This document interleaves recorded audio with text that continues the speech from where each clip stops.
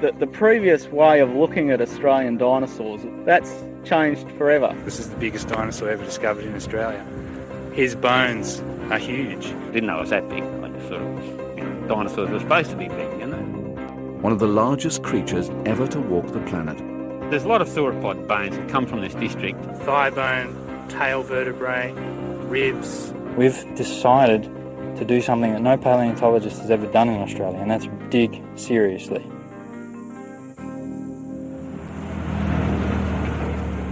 Even in the Australian outback, it doesn't get much flatter, sparser, or drier than this. On the eastern edge of the centre of the continent, on a typical Australian sheep station, something very strange has emerged from the black soil. Grazier Dave Elliott spotted it during a routine muster and could barely believe his eyes. I was halfway between one end and the other going as fast as I could, and I nearly hit the bloody rock, a bunch of rocks. I just swerved and I just caught a glimpse of them as I went past, and I sort of thought, sit back and have a look at that. Dave knows the spongy-looking rock he's found is bone. He also knows it doesn't belong to anything roaming his property. This is the bone. This is a cast of the bone. Here, that's just a polystyrene type of cast. This bone belongs to a giant from another age, one of the largest creatures ever to walk the planet. I don't know my weights on that, but I'd say probably that particular bone would have been in excess of 40 kgs. About 50 kilograms of what Dave believes is dinosaur bone, just sitting there among the sheep poo. Dave, his wife Judy and their kids pegged the site. The property being so vast, even they might have difficulty finding the exact location again. Harry! Dad, come and have a look at this one! The large dinosaur bone and hundreds of fragments they collect that day sit on a table for another 6 months until a team of paleontologists arrive from Queensland Museum. I'd like to see exhibitions try and mount this one. Dr. Steve Salisbury calls their reaction a synchronised dropping of jaws.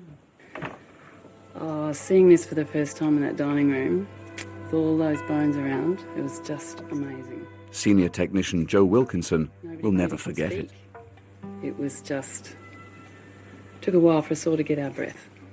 Curator of paleontology, Dr. Alex Cook, was speechless. You just can't get your head around the scale. It's just something you're not used to dealing with. Something this big is huge. No sheep bone. The large bone that Dave has stumbled upon is the distal end of a femur.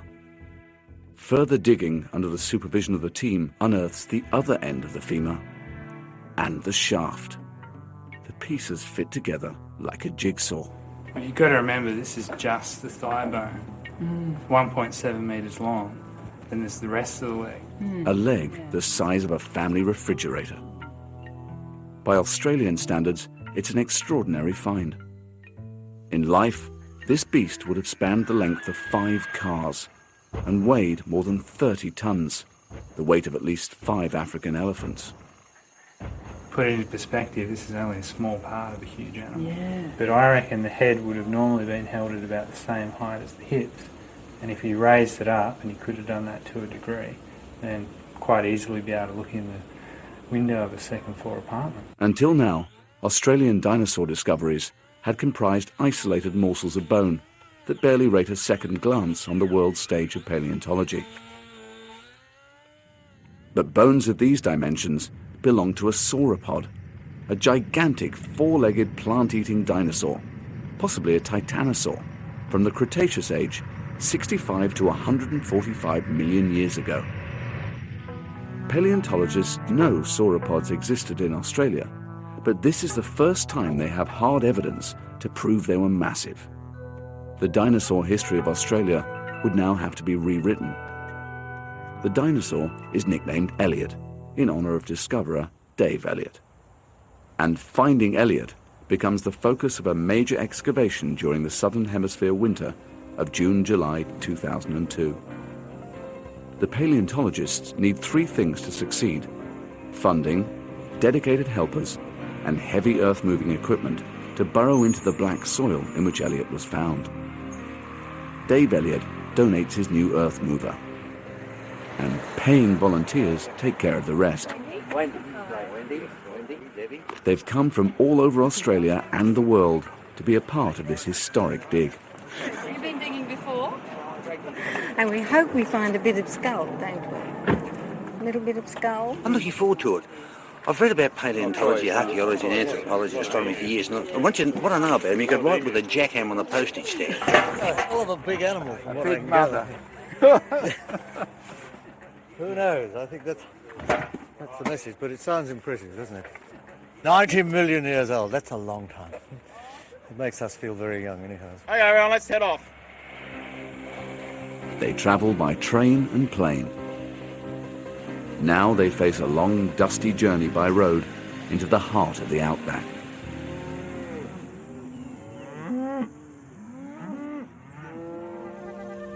At the dig site, team members are getting ready for their arrival. A huge grid of 10 by 10 square metre quadrats forms the framework for data collection. Each quadrat is given a number for ease of identification. Within the 10 quadrats, 4 hotspots are earmarked for special attention. Bones from Elliot's thigh, vertebra and foot had emerged from these hotspots after working their way to the surface over hundreds of years. Rain, after long periods of dry, makes the soil contract, squeezing and pushing up the bones from their resting place deep underground. Queensland Museum paleontologist Scott Hocknell is confident the hotspots will yield even more of Elliot. The chances of finding Elliot here are just absolutely fantastic. It's the best chance we have so far, and it's based on the fact that we've decided to do something that no paleontologist has ever done in Australia, and that's dig seriously.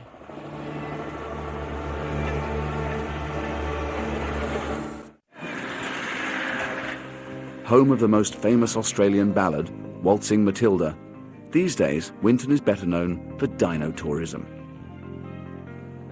An hour and a half north, at Lark Quarry, a dinosaur stampede is preserved in mudstone.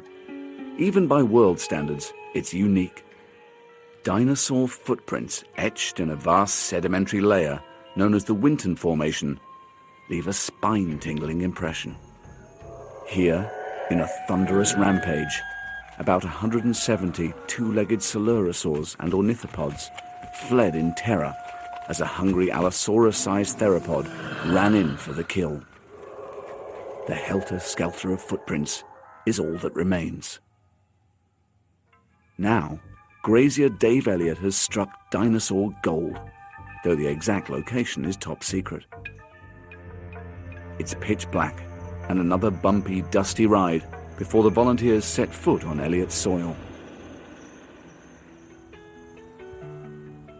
At first light, volunteers surface somewhat gingerly from their bunks in the shearers' quarters to experience their first midwinter sunrise in the outback. I don't know if there's anything to say. I think pictures say it better than words. It's just so big. I really didn't expect it to be this flat and just nothing. There's, a few trees here and there, but it's really just huge to look at when we walked out this morning. Out here, the nights are as cold as the days are hot. The paleontology team seem used to it, and the sheep, well, they're dressed for it. Tents, erected in the old shearing shed and adjacent sheep pens, will be home to the team for the next month and shelter them from biting winds that sweep across the plains. I guess there's always the fear that we're not going to find much more, but everything that we've done up to this point suggests that if we get in there, focus on the hot spots where bones been coming out, we've got to find things. I'd be really surprised if we don't come away with a lot more material.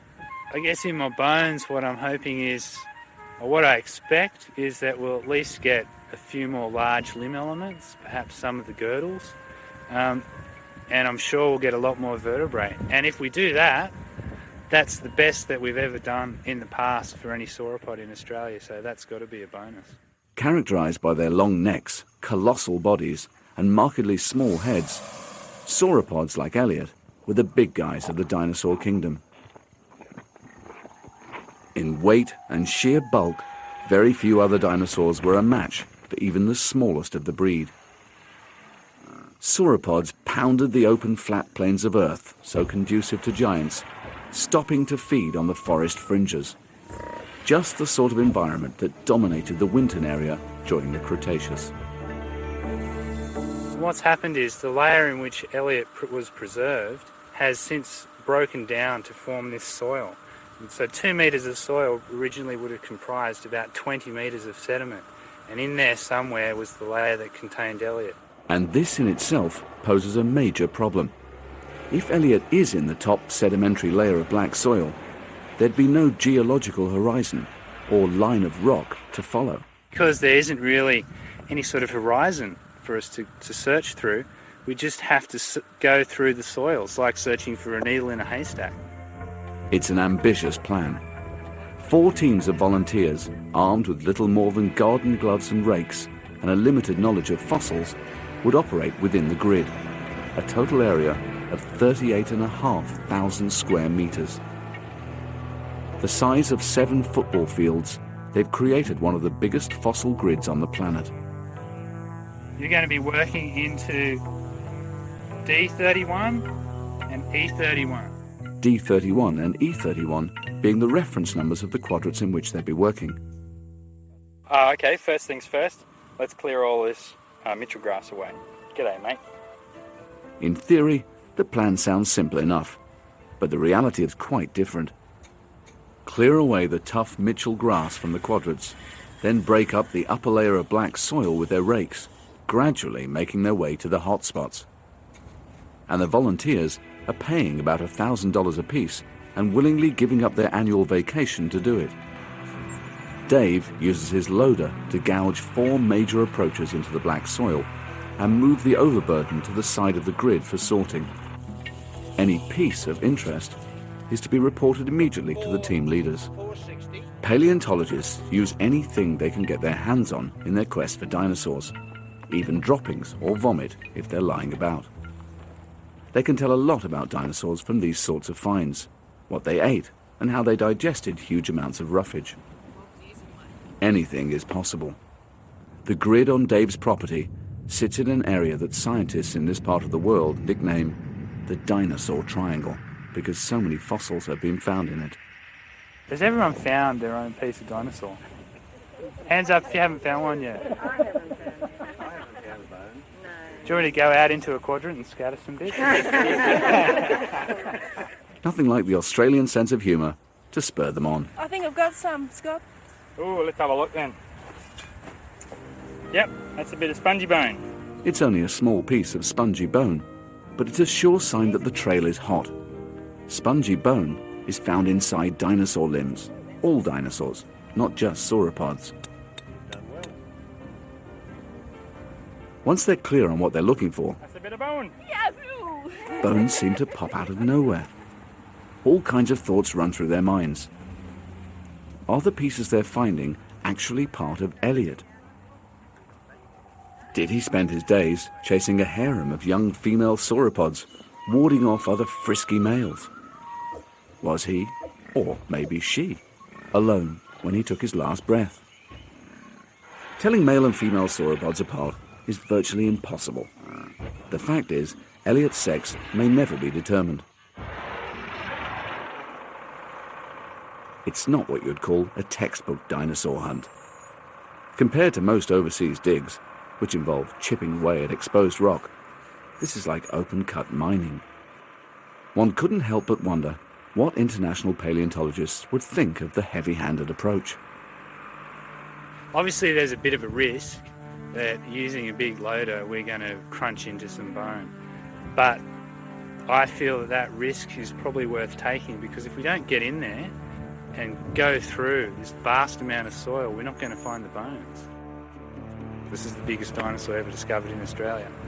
His bones, I mean, these things, like most of them weigh about 50 kilos or so, and picking them up with a loader and dumping them doesn't do much damage at all. So if there's something in there and we hit it, we'll stop and then we'll go about it the normal way. paleontologists should do, and that's getting in there with your trowels and paintbrushes and screwdrivers and being very thorough. Dave's instructions are to excavate the black soil to a depth of about 1.5 meters. The black soil, distinctive to the region, was once volcanic rock from mountain ranges to the north and east of the dig site. During the Pleistocene epoch, 10,000 to 2 million years ago, this black soil was washed down and deposited on top of a clay siltstone layer, itself the remnants of ancient weathered floodplains that date back to the Cretaceous. If Elliot is not in the black soil, then paleontologists believe the ironstone deposits underneath it are their best chance of finding Elliot. Ironstone is formed by the combined processes of decaying animal and plant remains and the impact of deep weathering. A sudden downpour could be disastrous. It hasn't really rained here much since September last year. The big risk with working in black soil is that if it does rain, this stuff just turns into a quagmire. We've just got to pray that the skies stay clear and we don't get any rain, because I don't want to have to call this thing off. Rain seems like the last thing that'd happen, the only clouds being the flocks of native parrots that swarm against the cornflower blue. Look, I've got a foot. It's a chook foot. That is fair dinkum. For those who don't know, chook is Australian for chicken. Again, we should get the rake and get into it around it. Dig up to see if there's any articulated pieces. Let's have a good look. You always find a little halo of stuff around it. Let's treat some of this stuff up. Quick look at it. Doesn't look like anything. Looks like a barren hole. Looks like veneer. Each find, no matter how insignificant, is bagged and recorded so that the paleontologists can determine the greatest concentration of bones and, ultimately, Elliot's final resting place. Bag and a label? By smoko, Australian for the mid-morning break, many are starting to feel weary. By lunch, they are exhausted. And it's only day one.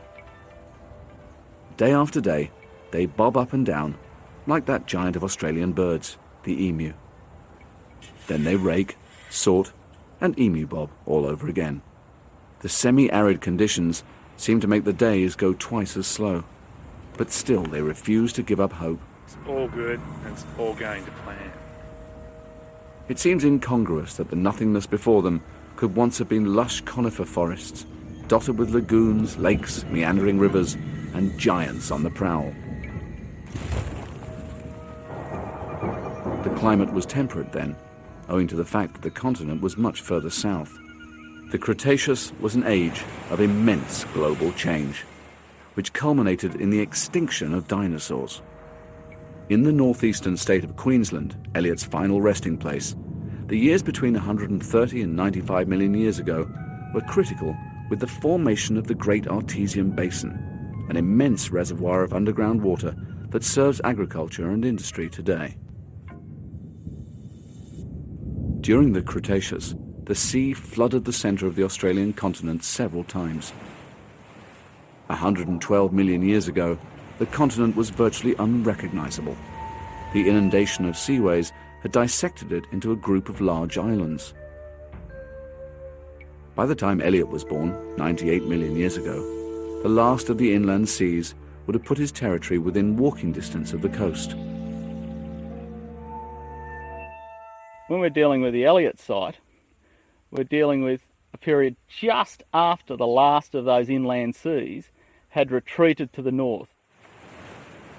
Sea level around the world was falling, and this is reflected in a whole heap of very shallow marine deposits through the Artesian Basin. What we think's happening there is we're actually close to the coast. We're in a big delta system or a big river system of some sort. Well, these small bivalves that we've been finding, because they've been killed in life position, we know now that there was a flood event. So basically what that suggests to me is that Elliot's skeleton, if it was somewhere in the region, was actually pushed in by this flood. We really don't know exactly what caused the death of this animal. It certainly wasn't going to be from old age. sauropods are big animals to bring down, so you wouldn't expect it to be actively hunted. So I suppose the jury's still out on what actually killed it. Though they've collected hundreds of fragments, the big one seems to elude them. This bit here is pretty interesting because it's showing up a true shape. This I'm not sure about, Norm, but I can see that piece of whatever, hard stuff. Well, I reckon with the grooves, it's going to be vertebral. Tomorrow, one of them would again come face to face with a prehistoric giant.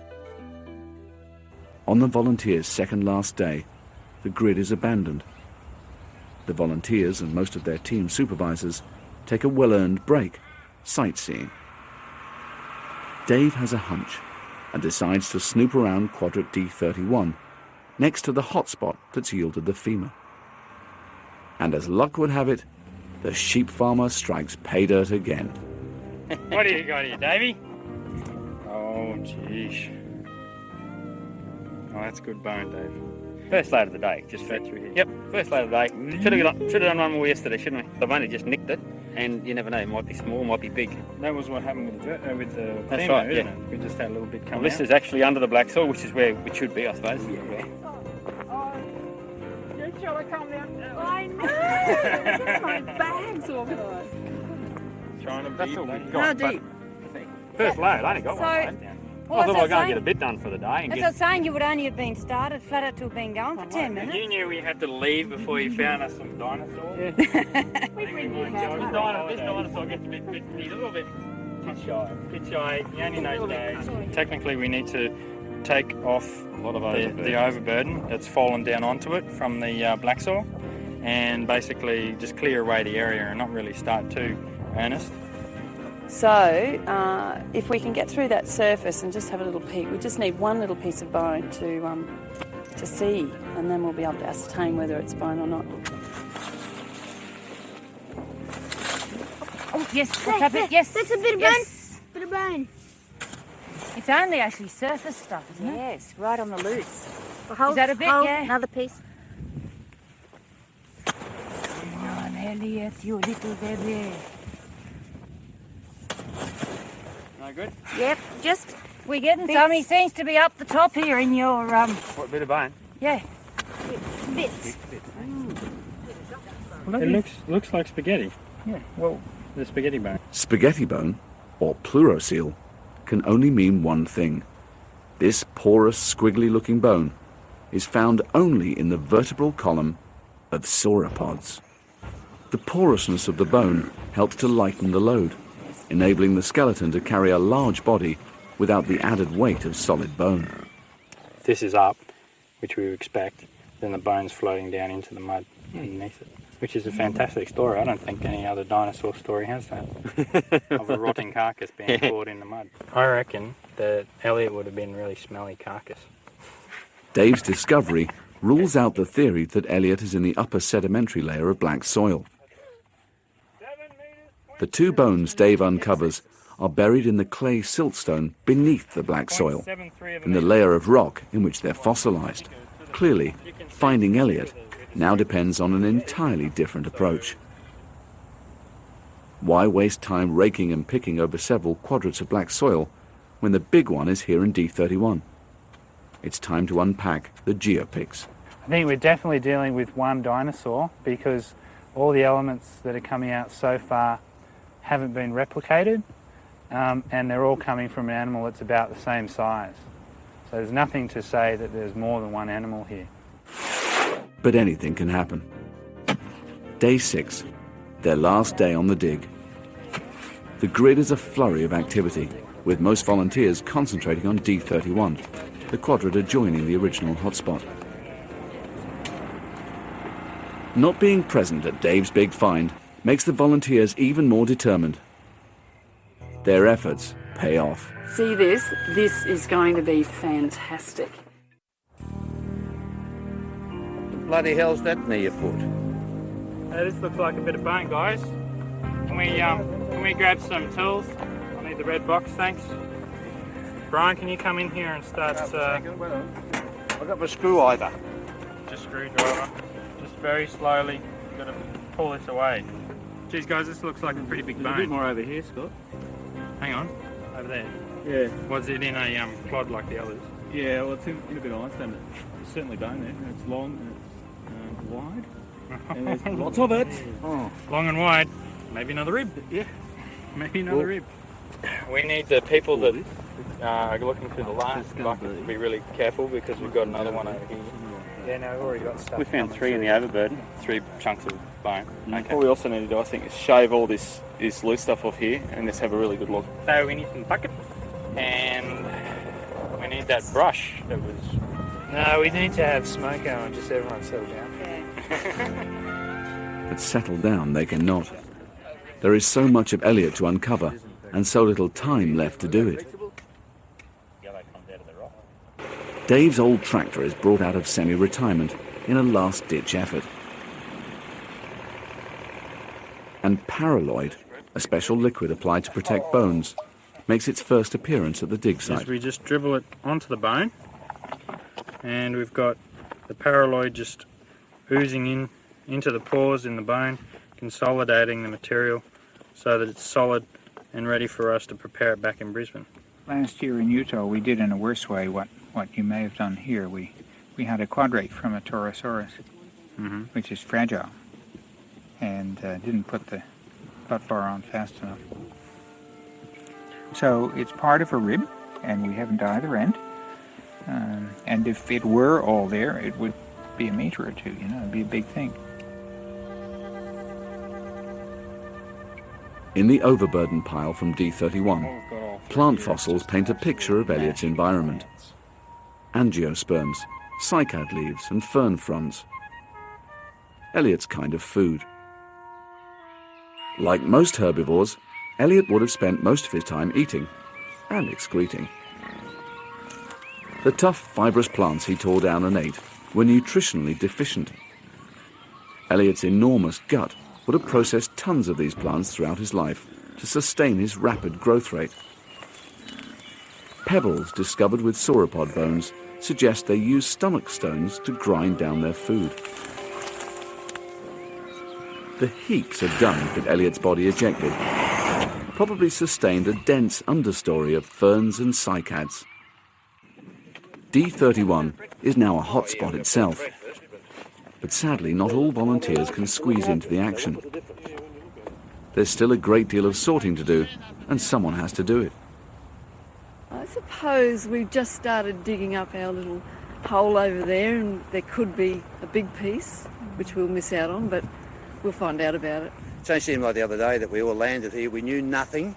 Now we know about that much. Everyone is a lot happier, but it's saddened that we're going to go home. Just as they're beginning to get somewhere, it's all over.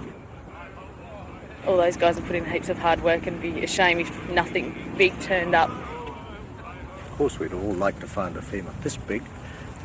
They obviously aren't that easy.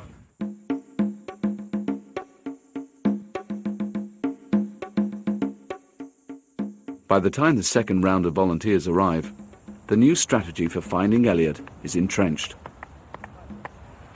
Bobbing up and down like an emu and Mitchell grass pulling at the other end of the grid, mercifully, are a thing of the past.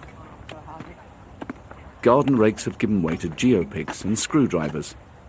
Elliot's grave is beginning to look like a real dinosaur dig, with all efforts concentrated on D31.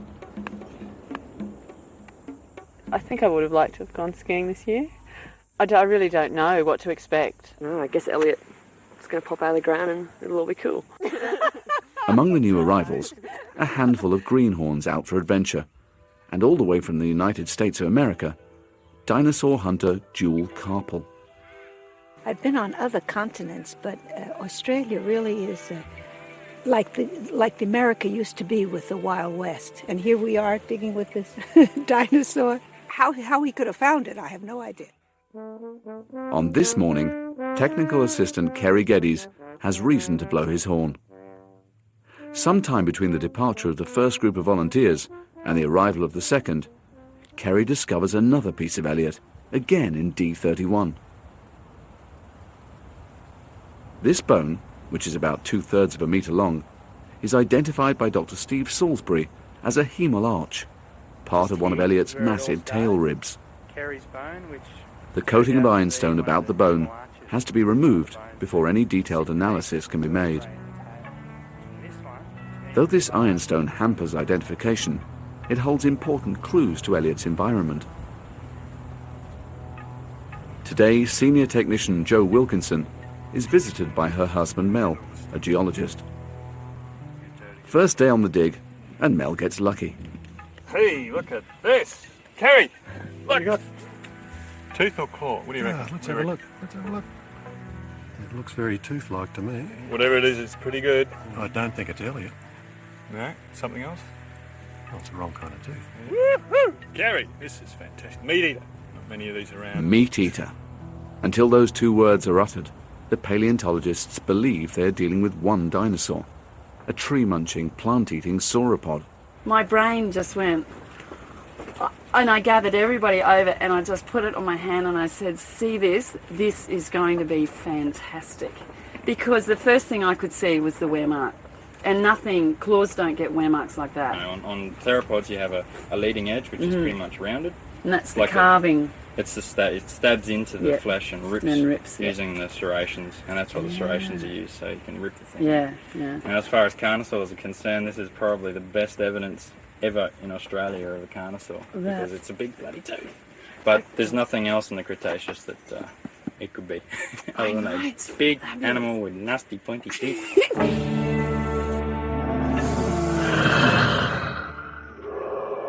Shearing teeth. Shearing, flesh-eating killer. That's just great. You wait your whole life for this to see one of these.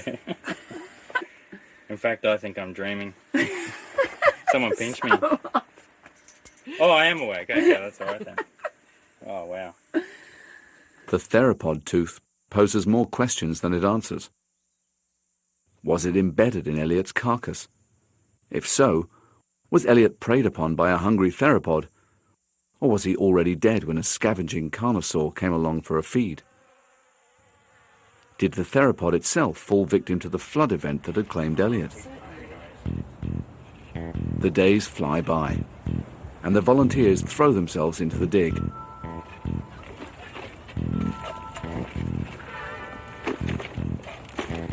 There's a dinosaur in here, okay? We are trying. That's why we don't have many dinosaurs found, because it takes a long time to get to where they are. I hope to find the skull. If not, I'll do with the vertebrae or the jaw. Well, it's just hard work and we're totally weak. We're total pencil pushers. Yes. That's all we ever do is this. Well, I've got a bit of RSI, I think, in kick action. But, yeah, I'm sure it'll be all right. Toughen up by the end of the week, hopefully. Each day they work until sundown. Each day, Elliot rewards them with more pieces of the puzzle. Before long, D31 is virtually erupting with bones.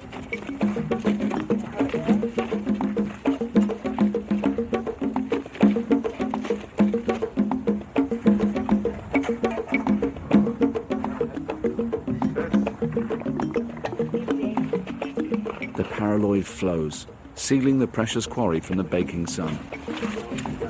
Now that they've found Elliot, they want to protect him in every way they can. At the end of each day's digging, they secure the site. At night, feral pigs and curious sheep can wreak havoc. Elliot is beginning to take shape. After we'd unearthed those ones, it soon became apparent that the bones seem to be preserved in a lines, probably part of a channel fill or something. So we've extended our digging down this way. As soon as we did that, we've hit more gold, because right here we've got what looks like one of the tarsal bones, an ankle element. And then just behind it, again, two more of these hemal arches, so more of his tail. So we're definitely into Elliot's rear end here. I guess we can only go forward. One theory is that Elliot may have been a titanosaur or a close relative. Another is that Elliot may have been a unique Australian dinosaur, which would make his bones even more remarkable. But this bone, catalogue number 46, does not fit the pattern. Well, what we've come across is a really groovy bone. It starts up here and over here, moves all the way down to about here, and even some underneath it. It's really thin bone, and the fact that it's inside the clay is really amazing. It's not coated in any of the iron oxide material, it's just sitting there in the clay. Iron oxide galvanizes bones over eons of exposure to deep weathering and decomposing vegetation. The lack of it indicates that this animal died intact. It was not smashed up by a predator or exposed to the elements. It's preserved in rock that is more than 90 million years old. But one thing is certain, it's not part of Elliot. The bones are delicate and white, almost like the skeleton of a bird. Slight little edge off here, and there we are. It's just there. Nothing like any other bone that we found in this site so far. So, I'm not going to put a name on it yet, obviously, but it's very interesting. They think it's a small dinosaur, though they don't say it. A pterosaur crosses their minds. What else could it possibly be? They know these flying dinosaurs used to sit on top of sauropods like cattle egrets plucking ticks. Maybe this was a pterosaur feeding on Elliot's back when he died. They have to wait until it's transported to the museum laboratory before they can be sure. Whether it's here in Australia or Mongolia or Florida, New Mexico. And it's fun, it's exciting. You're the first person to have touched something that's 70 million years old or 2 million years old, and it's just incredible. Look at this, 2 days, we found it. It's bone, we've finally done it. We haven't actually come across any bone yet, so we know we're going to listen for the sound, and then we know we found something. We're assured that we'll know it when we come across it. When's afternoon tea? With only a couple of days left, it's a race against time.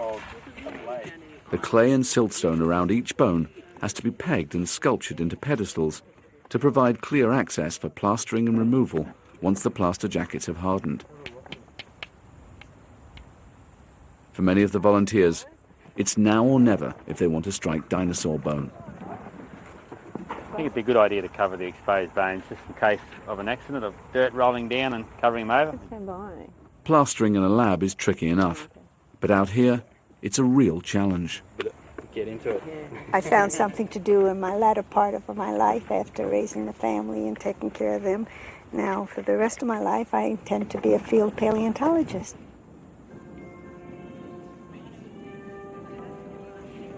Which one's it based on? Lunch is a welcome reprieve and cause for celebration.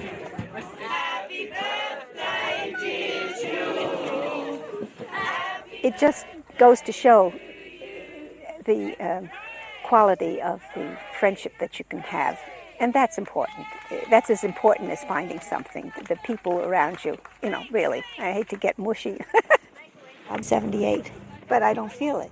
I think once you're past 40, you don't feel that you're old. You feel, well, who's that strange person looking at you at the mirror? At D31, every remaining moment counts. For many, the task of unearthing Elliot is over. The exposed bones are vulnerable. The focus must now turn from excavation to preservation. Quadrant D32, the hottest hotspot where the original femur was found, is only centimetres away. They can almost smell more of Elliot in D32. But they're not allowed to go beyond the boundaries of D31.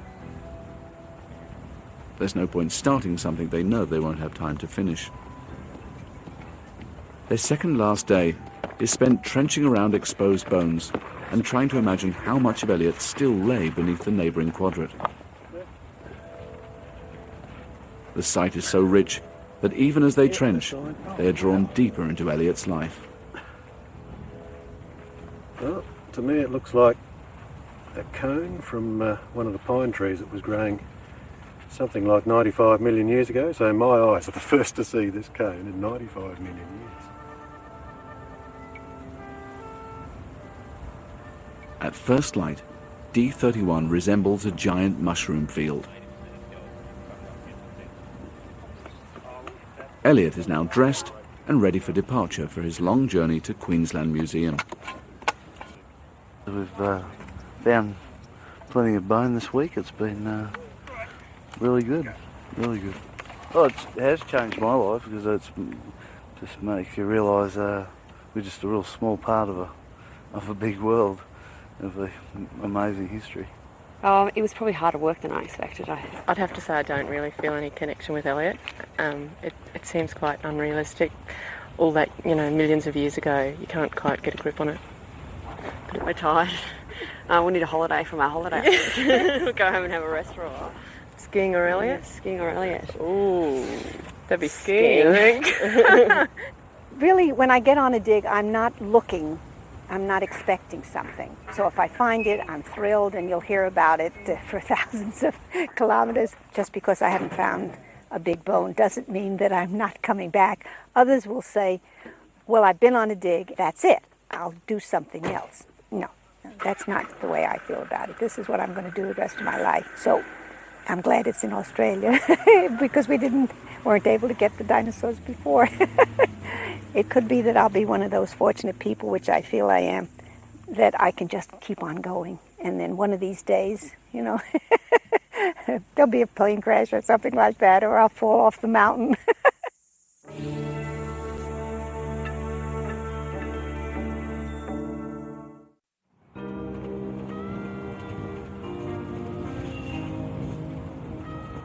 Elliot's rear end has never moved so fast. The outback flickers by as the precious cargo on board wends its way to its new home.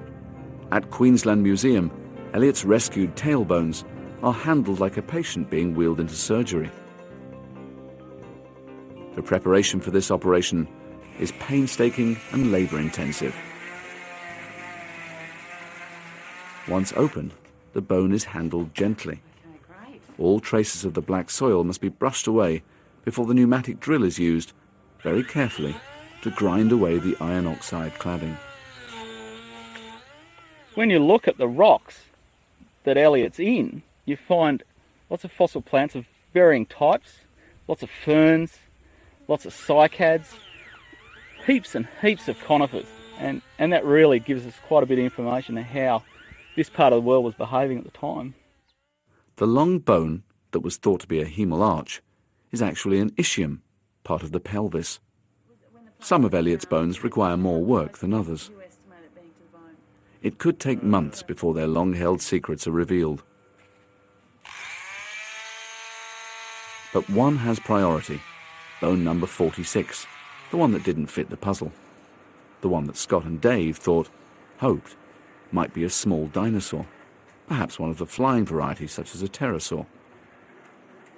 We get every man and their dog to look at it, and they have no idea. And we knew these were tusks. Okay. Or a beak.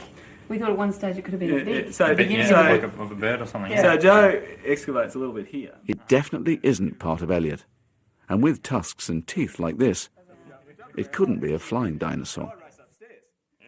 It looks a bit like a mammal, but Mesozoic mammals from the Cretaceous age were the size of mice. This is no mouse. Gee, that's a complicated tooth. Scratch, scratch, scratch. What is it? We knew we're about 97 million years old, and this guy was just so out of context. So once we found the teeth, then everything became clear. The back of the jaw, the lower jaw, the tusks, and the limbs, everything just fell into place. But we couldn't think of what it was. Yeah, and that's the point where we say, congratulations, it's a wombat. A wombat. Wombats of this size were found in Australia up to 3 million years ago. But how did it get into a layer of rock that dated back 98 million years? One of our colleagues walked in and just said, wombats burrow. 2 words. The wombat, in search of a home, had burrowed through the black soil into the clay siltstone layer that contained Elliot. It was here, cocooned in Elliot's immense skeleton, that the wombat died. But the greatest part about this is that this animal might in fact be a northern hairy-nosed wombat. Mm. In that case, the closest wombats are about 600 k's away. And so from an ecological point of view, from a modern ecological point of view, this is just as exciting as Elliot. As many as 20 parts of Elliot were recovered during the 2002 dig, taking the tally to 15% of Elliot and an errant Australian marsupial. I rang Dave and I'll say to him exactly what I said to you. Congratulations, it's a wombat. And he goes, what? He goes, oh, that thing we thought might have been a small dinosaur. He goes, yeah, what is it? It's a wombat. He goes, well, I can't repeat what he said. So Elliot keeps on going. There's plenty of work for us to do next time round, and it hopefully will set the standard for future excavations of this type. The paleontologists believe that Elliot is just the beginning of a new era of dinosaur hunting down under. They know of at least 8 other sites where previously only small pieces of bone have been recovered. The previous way of looking at Australian dinosaurs, that's all changed now. That's changed forever. And all those old sites where people went and picked a few bones off the top of the black soil, didn't do much with them, they've all become new sites again. The discovery of Elliot, buried deep beneath the black soil, and the number of bones that are mysteriously coming from the district are staggering. This metatarsal, or toe bone, makes Elliot look like the runt of the litter. Dinosaur paleontology in Australia should take off because of this type of activity. But it's a long-term process. It's something that's going to take years and years and years. And I'm sure I won't see the end of it.